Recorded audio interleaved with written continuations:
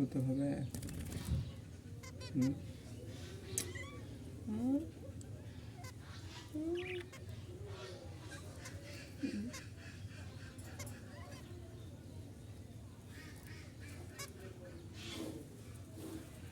দিল্লি জগতের বস তুমি নাকি? আর বিয়ে হবে কি করে না?